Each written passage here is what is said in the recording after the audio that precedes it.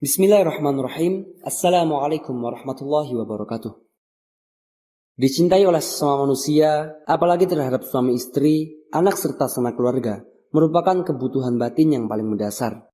Terlebih lagi jika kita mampu mencintai serta dicintai oleh pencipta semua makhluk di muka bumi, Allah Subhanahu wa Ta'ala. Tak dapat dibungkiri segala kebaikan yang Allah kehendaki, pastilah memiliki tanda-tanda yang unik, baik tersirat maupun tersurat. Begitupun tanda bahwa Allah cinta dan sayang terhadap hamba-hambanya di dunia. Terdapat 3 tanda bahwa seorang hamba mendapatkan kasih sayang oleh Allah saat berada di alam dunia.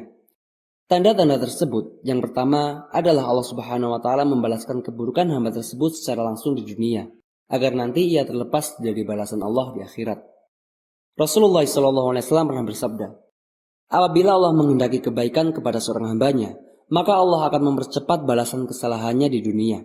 Dan sebaliknya, apabila Allah menghendaki keburukan kepada hambanya, maka Allah tidak membalas perbuatan dosanya di dunia, hingga kelak dia membalasnya nanti di hari kiamat. Itulah tanda pertama yang mana Allah berikan kepada hambanya akan kecintaannya. Mempercepat balasan keburukan hambanya tersebut agar ia segera bertaubat dan memperbaiki kesalahan yang ia telah berbuat. Namun sebaliknya bagi orang yang dibenci oleh Allah, ia akan dibiarkan saja bergelimang dalam lumpur dosa dan terus-menerus bermaksiat hingga lupa dan lalai selama berada di dunia. Oleh sebab itu, sudah sepatutnya seorang mukmin untuk selalu menerima segala bentuk kesusahan yang ia terima di dunia dengan ikhlas dan ridha. Mungkin saja itu merupakan hukuman dari Allah akibat kesalahan kita, sekaligus sebagai tanda bahwa Dia mencintai hambanya agar kita segera insyaf dan bertaubat. Karenanya balasan Allah di dunia sangat tidak sebanding dengan balasan Allah di akhirat. Ketika di akhirat, seorang hamba sudah tak memiliki kesempatan lagi untuk bertaubat, serta balasannya pun jauh lebih besar.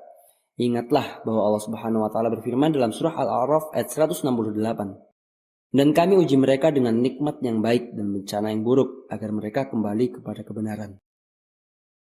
Dari firman tersebut, sudah jelas bahwa cobaan dan ujian merupakan sunatullah yang di dalamnya pasti mengandung rahmat dan hikmah bagi hambanya. Allah memiliki banyak cara yang berbeda-beda untuk mengembalikan hambanya kembali menuju jalan yang lurus. Kemudian yang kedua adalah Allah Subhanahu wa Ta'ala membukakan hatinya dan mengisinya dengan keyakinan yang kuat dan kokoh. Rasulullah SAW bersabda, apabila Allah Subhanahu wa Ta'ala menghendaki kebaikan pada diri seorang, niscaya Allah akan membukakan kunci hatinya dan mengisinya dengan keyakinan dan kepercayaan yang kokoh. Allah jadikan hatinya waspada akan lika-liku kehidupan yang ia jalani. Allah Subhanahu wa Ta'ala jadikan hatinya sehat, sejahtera, dan lidahnya berkata benar dan perilakunya lurus. Serta Allah Subhanahu wa Ta'ala menjadikan telinganya mendengar dan matanya melihat. Melalui hadis ini, sudah jelas bahwa hamba yang Allah Subhanahu wa Ta'ala bukakan hatinya, ia akan memiliki tingkah laku yang lurus, baik dari ucapan dan perbuatannya. Hamba tersebut akan berhati-hati menjalani hidupnya agar tidak terpeleset ke jurang yang penuh dosa dengan sedapat mungkin menghindari perilaku-perilaku yang tercela. Lalu adakah dalam diri kita ciri-ciri tersebut? Jika iya, maka itulah tanda cinta Allah Subhanahu wa Ta'ala kepada kita. Kemudian yang ketiga, Allah Subhanahu wa Ta'ala memberikan pemahaman terhadap agama Islam hingga ia mampu menghayati dan mengamalkannya menjadi sebuah cara hidup yang sempurna. Rasulullah SAW bersabda, barang siapa yang Allah kehendaki kebaikan atas dirinya, maka pasti Allah menganugerahkan pemahaman akan agama. Hadis riwayat Bukhari.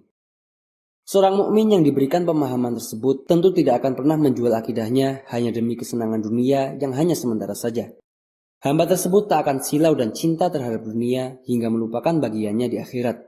Justru ia akan selalu tunduk dan patuh pada perintah Allah dan menjauhi larangannya.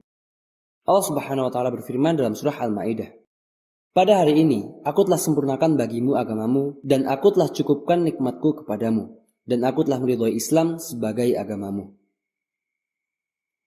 Marilah kita bermuhasabah diri kita sendiri, menatap jauh ke dalam hati dan melihat kehidupan kita selama ini. Adakah ketiga tanda tersebut terdapat dalam diri dan kehidupan kita selama ini?